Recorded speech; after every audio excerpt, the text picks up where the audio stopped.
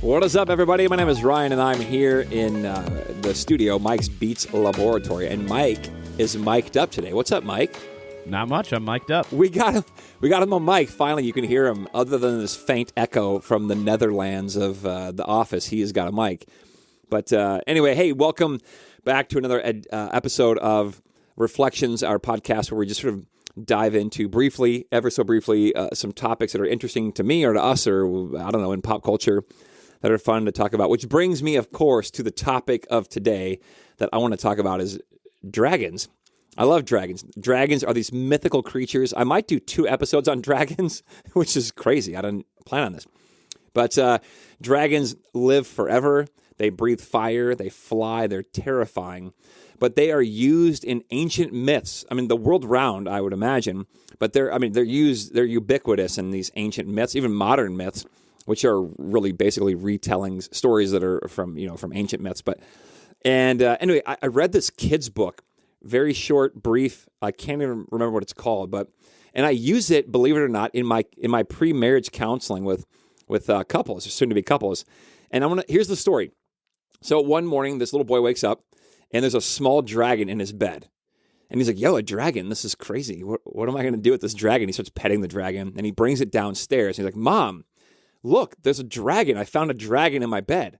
And the mom overlooks the dragon and says to the boy, oh, honey, that's very cute, but dragons don't exist. And he's like, Mom, what are you talking about? It's right here. Here's the dragon. Check it out. She's like, honey, that's not really a dragon. They don't exist. So you're just imagining it. You've conjured up this image. It's not really a dragon at all. So they don't exist. And the boy goes, oh, okay, well, I was going to feed it breakfast, but I guess I won't now because they don't exist. And all the while, the dragon is just standing there. Well, the kid goes about his morning. He has breakfast. The dragon kind of follows him around. And then he's getting ready for school, and the mom is getting ready for her day. The dad is there getting ready for work. He's getting a suit and tie on. The brother or the sister and the dog's running around. And there's this dragon following this little boy around.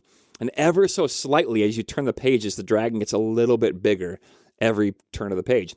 Then the kid's done with school. He leaves to go to school. The mom's at home. She's sort of working from the home and, cleaning the house that day. The dad goes off to his work, probably to some business somewhere in a car. And then the mom's at home, like cleaning the house around the dragon, all the while maintaining that dragons don't exist. So she's vacuuming around the dragon, lifting. At one point, she lifts the tail of the dragon to vacuum under the tail of the dragon. It's wild. All the while, like, no, they don't exist. They're not real. This is all imaginary. And just like kind of goes around the whole dragon the whole day. Meanwhile, the dragon, again, with every turn of the page, gets bigger and bigger and bigger. And everything she does has to now function and revolve around this giant, ever-growing dragon that's in the middle of the house that she's ignoring because she doesn't think that it exists. Lo and behold, at one point, it gets so big, it's encompassing the whole house, the interior, if you can imagine this giant dragon with a house around it. And then the kids start coming home from school. The dad comes home from work. And this dragon is so big, it stands up. When it stands up inside the house, it lifts the entire house up off its foundation. All the while, the mom is like, nah, these don't exist at all. And then the dog barks, scares the dragon. And at the same time, the dad's pulling up from the house or from work. Kids coming home from school.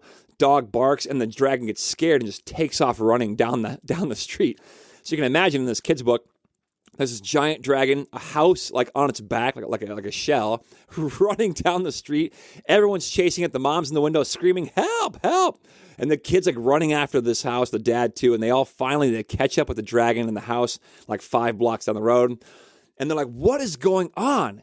And the mom's like, I have no idea. And the kid's like, I know. It's the dragon. The dragon is to blame here. I can't believe it. Look how big it got. The dragon, what? This is unbelievable. And the mom still says, buddy, there's no such thing as dragons. They don't exist. Which is bizarre and unbelievable at this point in the story because the dragon has demolished the house. And the kid goes, they do exist. They do. It's right there. Mom, you have to acknowledge the dragon. Look how big it is. It's destroyed the house. And finally she relents and she's like, okay, fine. Fine, it's the dragon. It's finally the dragon. Fine.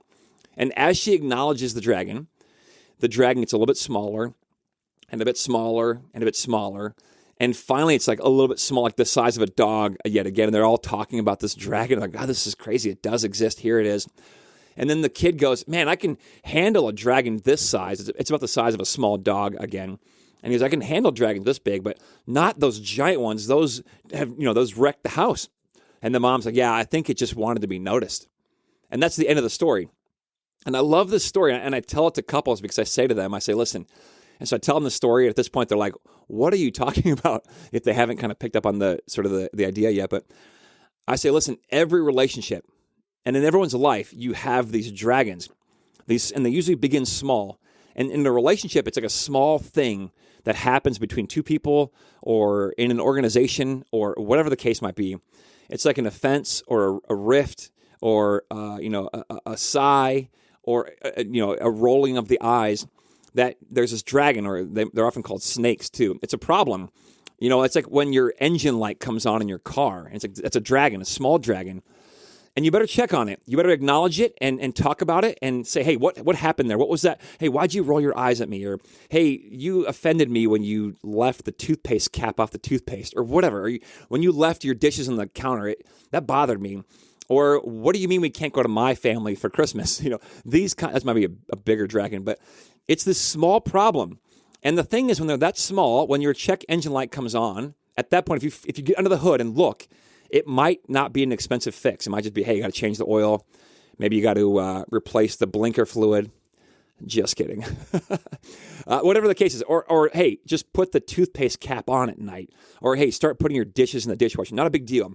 But if you ignore them, they will get bigger. And one day, before you know it, 10 years, 15 years down the road, you'll come home and your house will be demolished. And here's the deal. We all have them in our own lives, things in our own lives that are lurking just beneath the surface. And many times we're afraid to check under the hood when the engine light comes on because we're so terrified it'll be like the engine will blow up or it'll be some catastrophic problem. But the irony is that if you don't check under the hood and look or talk about the problem or address that little sigh that your partner gave you or your neighbor, whatever, if you don't check under the hood and look, then it will be a big problem. It might, in the beginning, only be a small problem. But if you wait, it definitely will grow into a huge dragon. And those are much more difficult to deal with, and they will destroy your home on many occasions. So here's my invitation today. Hey, whatever it is that's lurking beneath the hood of your own engine, be honest about it and acknowledge it. Tell somebody about it. Because when they're small, these internal issues, whether it's, tendencies to do certain things, to wander off the path, in these religious circles, we call this sin, or predispositions, whatever, fine. But you got to talk about it with somebody and address it and be honest about it and acknowledge it, because then it can stay small and you can deal with it and you can manage it. And if not, it'll get bigger and it can really wreck your life. And in a relationship, a marriage, a friendship, a family system, these elephants in the room, these dragons, if you don't acknowledge them, they can get huge and then they're a problem. So talk about them and acknowledge them and work through them together. Better do it now before that thing gets too big. Okay, peace and fire, everyone. Love you. Talk to you soon. Hey, if you enjoy this show, I'd love to have you share it with some friends. And don't forget, you are always welcome to join us in person at Central in Elk River at 8:30, which is our liturgical gathering, or at 10 o'clock, our modern gathering.